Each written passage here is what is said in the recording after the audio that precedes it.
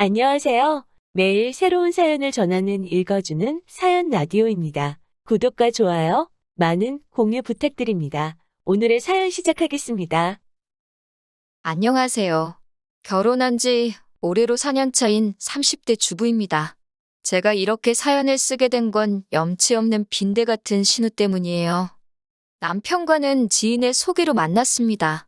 지인이 하도 괜찮은 사람이라고 해서 조금 기대가 되었는데 만나보니 일단 외모도 제 스타일이었고 시간이 어떻게 가는 줄 모를 만큼 대화도 잘 통하더라고요. 특히 남편이 먼저 적극적으로 나와준 덕분에 굳이 제 속마음을 드러내지 않고도 몇 번 더 남편을 만날 기회가 있었지요. 그리고 그럴 때마다 저에게 잘 보이기 위해 노력하는 남편의 모습이 마음에 들었어요. 저희는 그렇게 소개팅을 하고 한 달도 되지 않아서 연인이 되었습니다.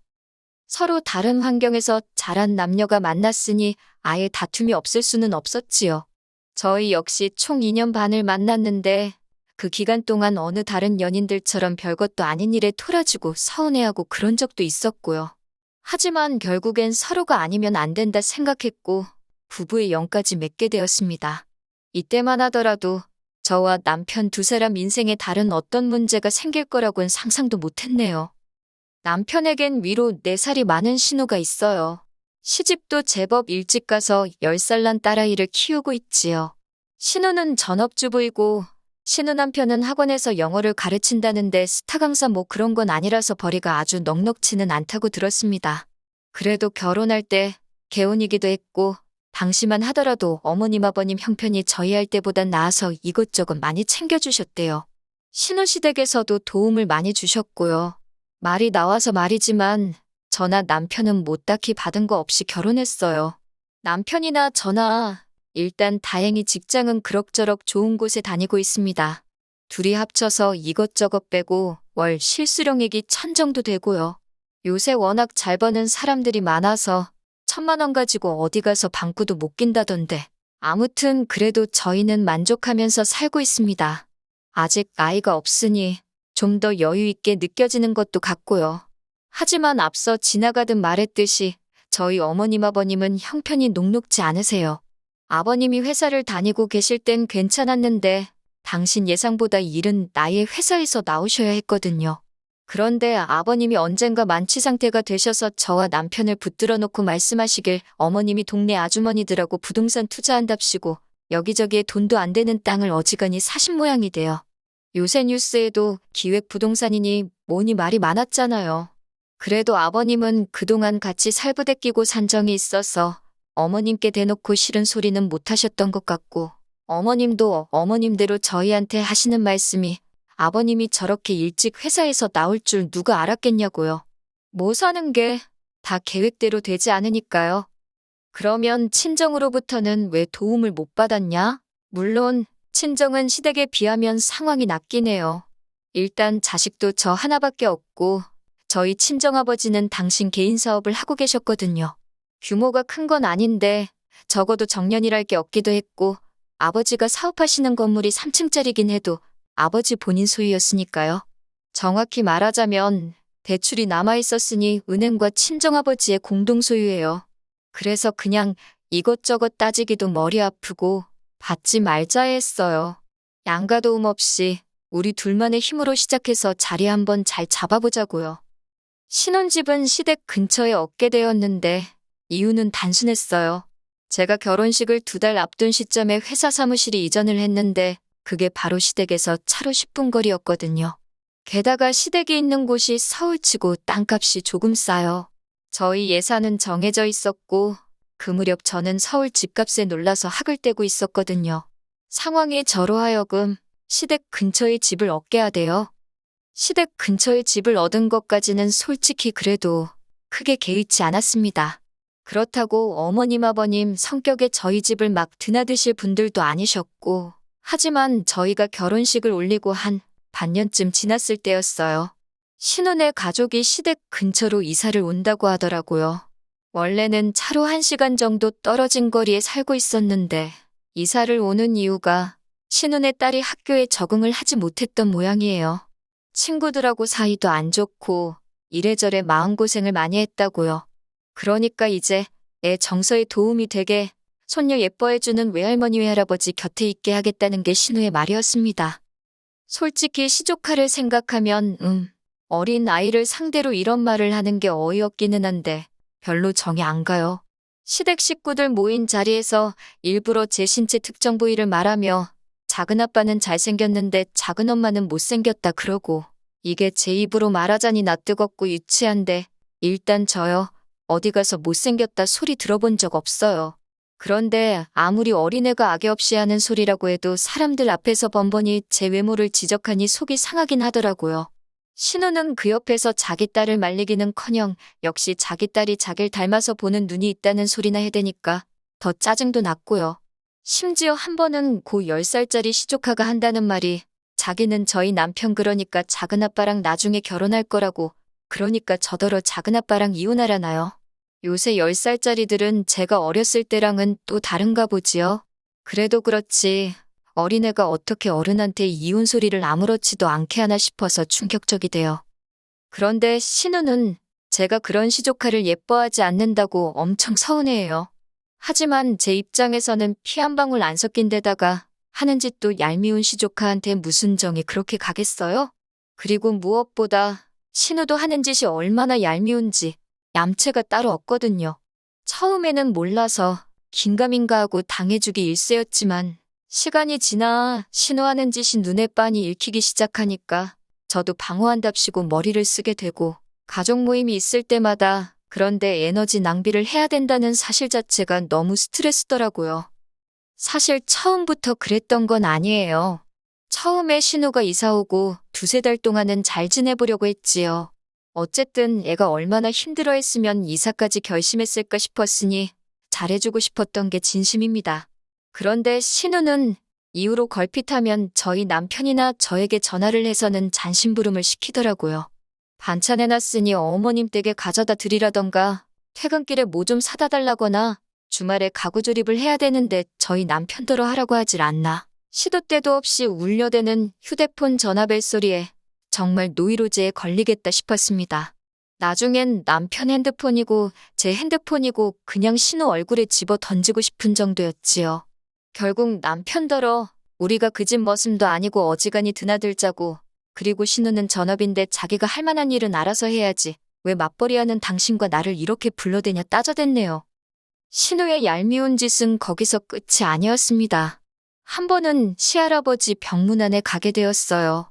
남편이 퇴근길에 저를 태우고 바로 병원에 가기로 했지요. 그런데 병문안을 가기로 한 당일날 제가 차에 올라타니 신우네 집에 들려서 신우네도 태우고 가야 한다는 겁니다. 그러면 병원까지는 정반대 방향이라서 30분은 그냥 길에 버리는 거였거든요.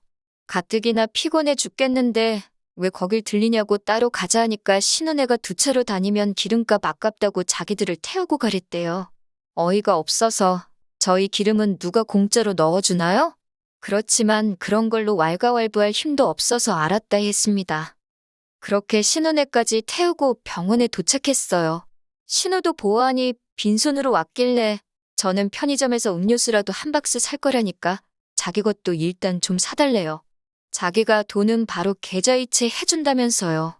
그래서 2박스를 샀는데 신우가 계좌이체 해주는 걸 그새 잊었는지 돈을 안 보내대요. 결국 제가 신우에게 한 번 더 상기시켜줬습니다. 음료수 값으로 얼마 보내달라고요. 그러자 한다는 말이 자기 핸드폰이 갑자기 작동이 잘 안 된대나 어이가 없어서 솔직히 그러면 신우 남편도 같이 있었으니까 신우 남편이 해주면 되잖아요? 그런데 거기는 먼 산만 보고 있더라고요. 솔직히 그 돈 못 받는다고 저 먹고 사는데 지장 있는 건 아닙니다. 하지만 그런 일은 이후로도 계속 이어졌어요. 식당에 가도 꼭 나중에 보내줄게요 해놓고는 입 싹 닫고 나중에는 그래서 같이 밥도 먹기 싫더라고요. 어머님 생신을 같이 챙기자는 걸 됐다고 그랬습니다. 저희는 저희대로 모시고 가서 식사도 하고 할 테니 형님도 형님이 알아서 모시고 가라 했지요. 그랬더니 어머님이 다 같이 모여서 왁자지껄한 게 좋지 뭐 한다고 따로따로 보냐고 그러시더라고요. 그래서 제가 신우더러 일단 저한테 계좌이체든 뭐든 먼저 돈을 주고 정산하고 다시 보내주겠다 했습니다. 그러자 그제서야 자기네는 여력이 안 돼서 저희가 모시고 가려는 데는 조금 어려울 것 같다면서 저희끼리 다녀오라나요. 그러다 완전히 제가 폭발하게 된 게 작년 연말이었어요. 남편하고 둘이서 제주도 여행을 계획하고 있었는데 어떻게 그 이야기가 신우 귀에도 들어간 모양이더라고요. 신우가 그 제주도 여행을 같이 가잡니다. 저희는 이미 펜션이며 자동차 렌트까지 다 마친 상황이었거든요. 같이 가는 게 내키지는 않았지만 남편이 그 집도 애 때문에 올 한 해 고생하지 않았냐고 같이 가면 좋겠다는 식으로 이야기를 하더라고요. 당연히 남편의 그런 오지랖이 마음에 안 들었지요. 그렇지만 또 같은 여자로서 괜한 동정심이 발동해가지고는 알겠다 했습니다. 그리고는 신우한테 전화를 했어요. 펜션이야 업그레이드 하면 되니까 추가 비용이 얼만큼 발생한다 말해줬고요. 렌트하는 자동차도 추가금 내고 사이즈를 키워야 할 것 같다고요. 그랬더니 신우가 그놈의 버릇을 못 버리고 또 저더러 먼저 결제를 하랍니다. 결제하는 김에 자기들 비행기 표도 해달래요. 자기가 여행 끝나는 날 한 번에 정산해주겠다나요? 황당하고 어이없고 제가 도대체 그러는 이유가 뭐냐고 단도직입적으로 물었습니다. 신우더러 돈이 없어서 그러는 거냐고요. 그랬더니 신우가 갑자기 급발진을 하면서 저더러 자기가 돈이 있는지 없는지 봤냐고 저더러 너무 예의가 없답니다. 어찌나 신우가 세게 나오던지 전 순간 제가 정말 말실수를 크게 했나 싶었어요. 붕괴하는 신우에게 미안하다 사과하니 일단 자기가 뭐 생각을 해보겠다나요. 전화를 끊고 나서야 생각해보고 말고 할 게 뭐가 있나 그냥 안 가면 되지 싶었는데 그렇다고 바로 다시 걸어서 그냥 같이 가지 말자 하면 뒤끝이 있어 보일 것 같고 그래서 신우가 연락 줄 때까지 기다렸어요. 어차피 적어도 저랑 남편 여행 계획은 다 끝났으니까 같이 못 가게 되더라도 저희가 손해볼 건 없었거든요. 그런데 이틀 뒤 신우한테 전화가 와서는 한다는 말이 저희한테 섭섭하답니다. 그거 펜션 뭐하러 사이즈를 키우냐면서 자기네는 거실에서 자도 된다고 그래요. 자동차도 남자 둘이 앞자리에 앉고 뒤에는 여자들끼리 앉고 시족하는 신우랑 저랑 돌아가면서 무릎에 앉히면 되지 않겠냐면서 저더러 한다는 소리가 기어이 자기한테 얼마라도 돈을 뜯어내야겠냐는 거예요.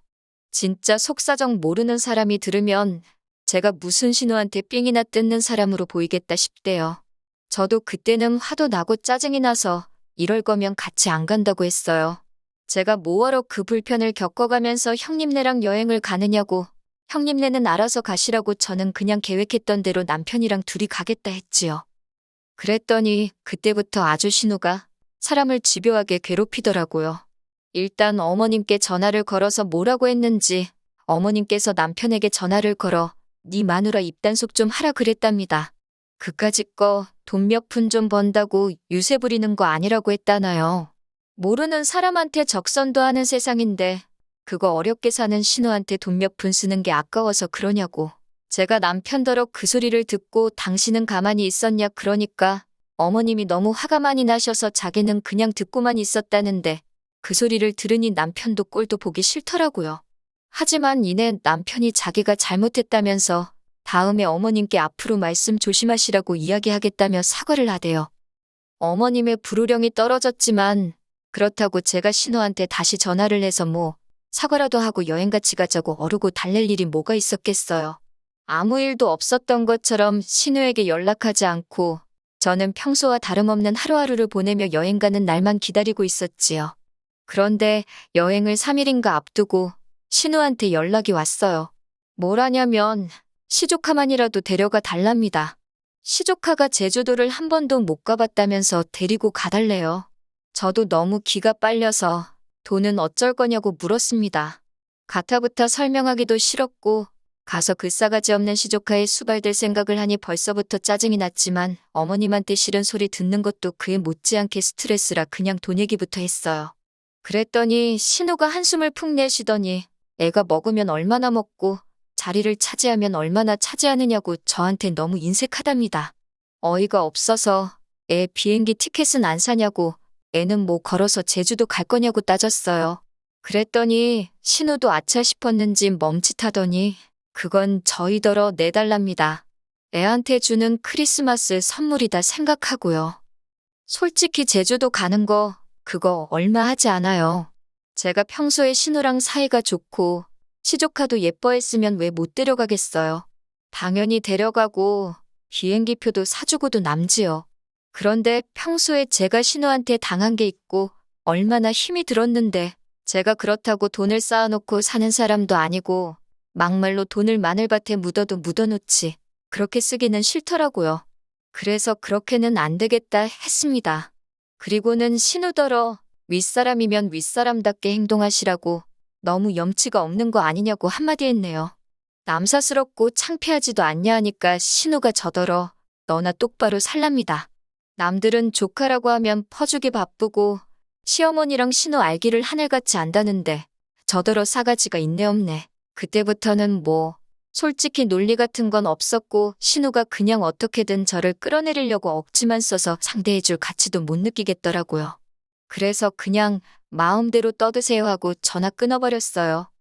그랬더니 남편이 퇴근하고 얼마 지나지 않았을 때였는데 신우가 저희 집으로 쫓아왔더라고요. 남편을 보더니 너 마침 집에 있었냐며 제 험담을 늘어놓기 시작했습니다. 아주 돈에 환장한 X라면서 신우 알기를 뭘로 아는 X네 뭐네. 수준 없고 원색적인 비난의 일색이었지요. 그러자 남편이 저는 솔직히 이번에도 등신마냥 가만히 듣고만 있고 그러면 이혼하려고 했어요. 그런데 남편이 그런 신우를 향해 자기 얼굴에 똥칠 좀 제발 그만하라고 소리를 지르더라고요. 안사람 볼낯이 없다면서 누나 그러고 사는 거 불쌍하고 안 됐기는 한데 그거 우리가 그렇게 만든 거 아니지 않냐며 이런 하소연은 차라리 매형한테 가서 하라고 왜 잘 사는 부부한테 와서 심술이냐고 그러더라고요. 신우도 남편의 그런 반응을 보고는 약간 충격을 받은 눈치였어요. 지 동생이라고 평생 지 편을 들 줄 알았나 보지요. 결국 신우는 그렇게 소득 없이 저희 집을 떠났고 저희 집에는 이내 평화가 찾아왔습니다. 어쩐 일인지 이번엔 어머님께서도 연락이 없으시대요. 그리고 지금까지 한 달 남짓한 시간이 흘렀습니다. 저희 부부 단둘이 제주도에 잘 다녀왔고요. 신우에게선 연락이 없어요. 남편더러 신우가 연락도 없고 조용한데 혹시 신경 쓰이냐고 넌지시 떠보니 그게 무슨 말이냐며 자기는 요새 속이 다 후련하답니다. 그동안 누나라서 거절도 못하고 이리저리 끌려다니느라 자기도 짜증났다면서 그때 매형한테도 한마디 했어야 하는데 못한 게 억울할 지경이라고요. 그리고 지금은 뭐 저희 둘이 잘 지내고 있어요. 앞으로도 신우한테 연락은 없었으면 좋겠지만 남편과는 어쨌든 피를 나눈 남매인데 그럴 수는 없겠지요. 언젠가 다시 마주하게 되더라도 지금과는 달라져 있기를 바랄 뿐입니다. 긴 이야기 들어주셔서 감사합니다. 오늘의 사연은 여기까지입니다. 구독과 좋아요, 알람 설정해주시면 앞으로 더 좋은 사연으로 찾아오겠습니다. 감사합니다.